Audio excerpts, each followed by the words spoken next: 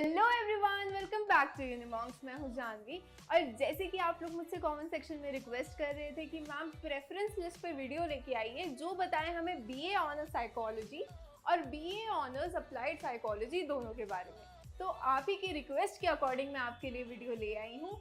तो पर इस प्रेफरेंस लिस्ट के बारे में जानने से पहले हम जानेंगे कोर्सेज के बारे में कि इन दोनों कोर्स में क्या क्या डिफरेंसेस हैं और क्या क्या चीज़ें हमें कॉमन पढ़नी पड़ेंगी।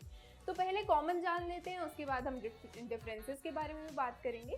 तो कॉमन क्या क्या चीज़ें आ जाती हैं दोनों कोर्सेज के अंदर कि हमें इंट्रोडक्शन टू साइकोलॉजी तो पढ़ना ही है, क्योंकि काफ़ी स्टूडेंट्स हैं जिनके पास 11th-12th में साइकोलॉजी नहीं होती और उनका माइंड चेंज हो जाता है कि हमें बैचलर्स तो साइकोलॉजी से करनी है, तो उनके लिए इंट्रोडक्शन टू साइकोलॉजी तो बनता है, राइट। उसके बाद रिसर्च एंड स्टैटिस्टिक्स आ जाता है हमारे पास। अगर आप साइकोलॉजी करना चाहते हैं और मैथ्स से आप भागते हैं तो भी आपको थोड़ी सी स्टार्ट्स में मैथ्स तो पढ़नी ही पड़ेगी, क्योंकि इट्स पार्ट ऑफ जर्नी। घबराने की ज़रूरत नहीं है, धीरे धीरे करके सब हो जाता है, मुश्किल नहीं है। ओके, डेवलपमेंटल साइकोलॉजी के बारे में हम पढ़ेंगे, डेवलपमेंटल डिसऑर्डर्स के बारे में हम पढ़ेंगे, बायोलॉजिकल बेसिस ऑफ बिहेवियर कि बायोलॉजिकल एस्पेक्ट्स कौन कौन से इंक्लूडेड होते हैं हमारे बिहेवियर में अडेप्टिव चेंजेस और मैल अडेप्टिव चेंजेस लाने के लिए।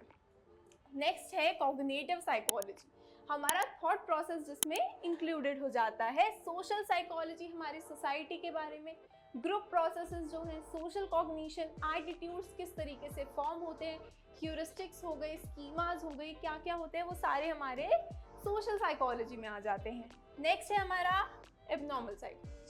एबनॉर्मल साइकोलॉजी की जब हम बात करते हैं उसमें हमारे डिसऑर्डर्स आ जाते हैं, right, which are way away from normal. उसमें हम एबनॉर्मलिटी के बारे में पढ़ेंगे, जितने भी साइकोलॉजिकल डिसऑर्डर्स हैं उनके बारे में पढ़ेंगे, वो कैसे कॉज होते हैं, उनके ट्रीटमेंट्स क्या क्या होते हैं। नेक्स्ट है हमारा हेल्थ साइकोलॉजी। अब मेंटल हेल्थ, फिजिकल हेल्थ दोनों का रिलेशन भी पढ़ेंगे हेल्थ साइकोलॉजी के अंदर, राइट। और भी काफ़ी एस्पेक्ट्स इंक्लूडेड हो जाते हैं। साथ ही साथ हम साइकोलॉजिकल टेस्टिंग एंड असेसमेंट्स के बारे में पढ़ेंगे, ठीक है। इसमें क्या होता है, साइकोलॉजिकल टेस्ट हमारे जो सेल्फ असेसमेंट्स हो गए या फिर उसके लिए हमें काफ़ी सारे सब्जेक्ट्स भी ढूंढने पड़ेंगे। मान लो कि आप अपने भाई को कह रहे हो कि इस असेसमेंट के लिए मेरा सब्जेक्ट बन जा, जो कि एनालिटिकल टेस्ट होते हैं, ठीक है। तो वो टेस्टिंग भी जो है वो कॉमन रहती है। अब सिर्फ इन्हीं दो कोर्सेज में कॉमन नहीं रहती, वो बीए साइकोलॉजी में भी, ऑनर्स हो गया ना ये, जो नॉर्मल बीए साइकोलॉजी होता है उसमें भी कॉमन रहती है, साथ ही साथ हमारी बीएससी में भी कॉमन रहती है।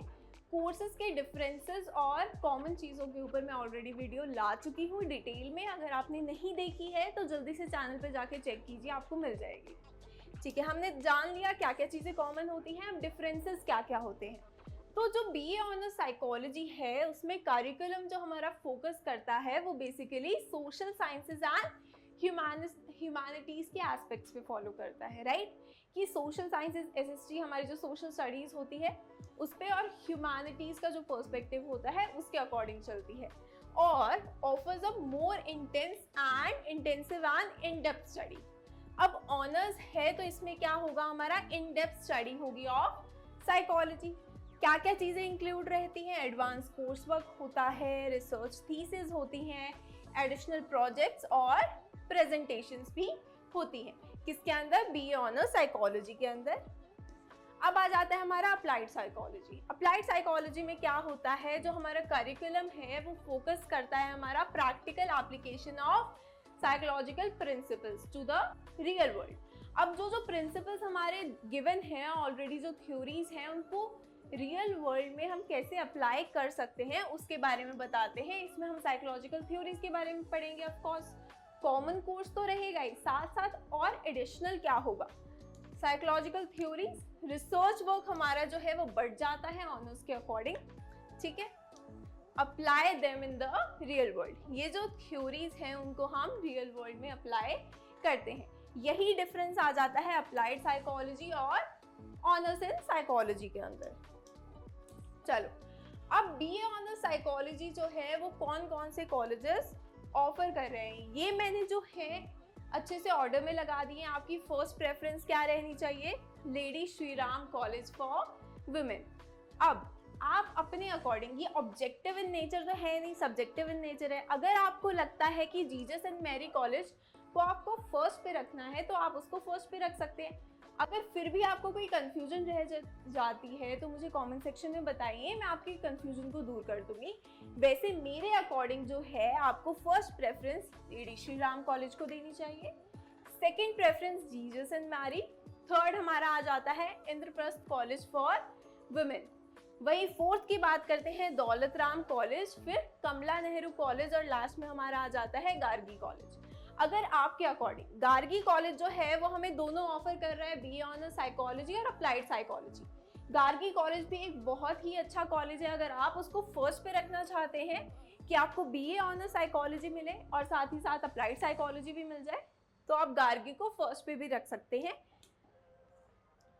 अब हमारे पास आ जाता है BA honours applied psychology. Applied psychology की हम बात करते हैं, जैसे मैंने बताया आपको गार्गी कॉलेज हमारा दोनों में आता है, तो गार्गी को हम नंबर 1 पे रख सकते हैं ताकि आपके पास दोनों के ऑप्शंस रहें, किसके, बीए ऑनर्स साइकोलॉजी के भी और साथ ही साथ अप्लाइड साइकोलॉजी के भी, राइट। सेकंड नंबर पे आ जाता है डॉक्टर BR अम्बेडकर कॉलेज, ये हमारा सेकंड पे आ गया। फिर हमारे पास आ जाता है श्री औरोबिंदो कॉलेज, ये हमारा इवनिंग कॉलेज है, राइट, ठीक है। अब हमारा फोर्थ पे क्या आ जाता है, विवेकानंद कॉलेज। विवेकानंद के बाद हमारा आता है रामानुजन कॉलेज और लास्ट में हमारा 6th प्रेफरेंस पे आ जाता है Shyama Prasad Mukherjee college for women.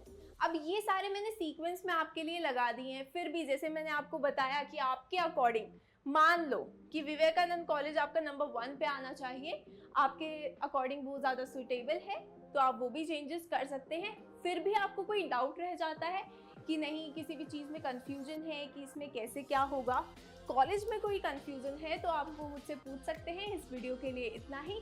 जाने से पहले ये वीडियो अपने फ्रेंड्स के साथ शेयर करके जाना, वीडियो को लाइक करके जाना और चैनल को सब्सक्राइब करना तो बिल्कुल मत भूलना। Thank you so much.